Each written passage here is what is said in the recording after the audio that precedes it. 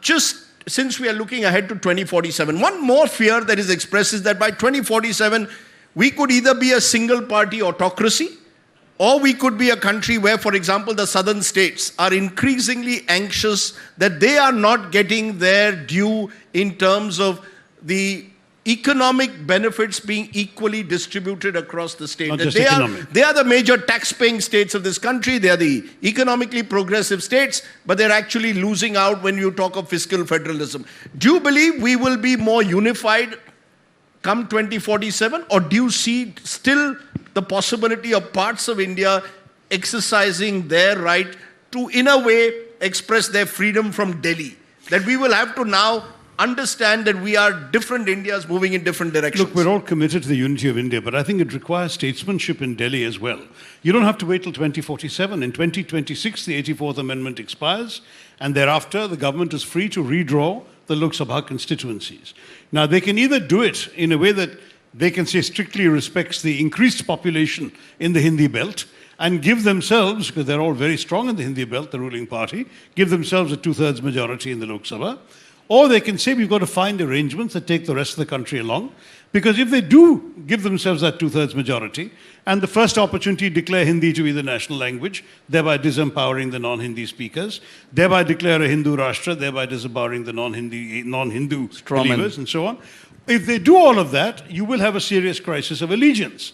Because there will be people in the South saying, why do we want to be part of this experiment? Frankly, these are issues that people in the North have to be much more sensitive to. But if they have the wisdom and the statesmanship to say, we can make adjustments, but we don't have to put ourselves in a position where people will need to fear that, you know, Aryavrat has been recreated in the North and everybody else is a supplicant, subjugated kingdom, as in the bad old days. If they don't do that, they show statesmanship, there's no reason why we shouldn't be a triumphant, unified, and successful country. Harsh, do you agree with that? Or do you think that there are real cleavages that are emerging in India between states that, for example, are rapidly pushing towards possible double-digit growth versus states which are struggling with population, with resources, with industrialization? So you've got two Indias or multiple Indias. You perhaps always have had them, but the inequalities, if anything, are only growing between North and South in particular. I think there are multiple aspects there. We are seeing early signs of economic convergence between the states, coastal, broadly South and West, and the interior North and East. We are seeing early signs of convergence, Uttar Pradesh most prominently. But to answer it broadly, I think the fault lines are actually healing gradually instead of becoming worse. For example, look at southern movies doing so well all over the country. Look at the fact that it is so easy for somebody to plug and play, relocate from Kolkata to Bangalore to Mumbai to Delhi and vice versa.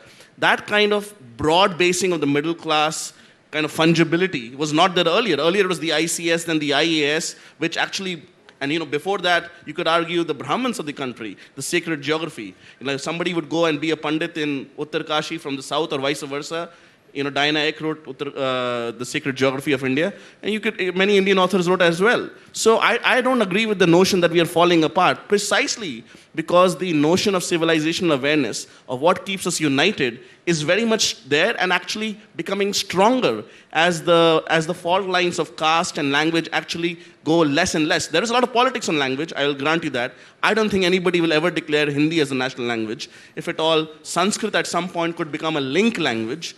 But it is important to understand that it is Hindi plus English, some kind of Creole there, has become the de facto language of the street in most Indian cities.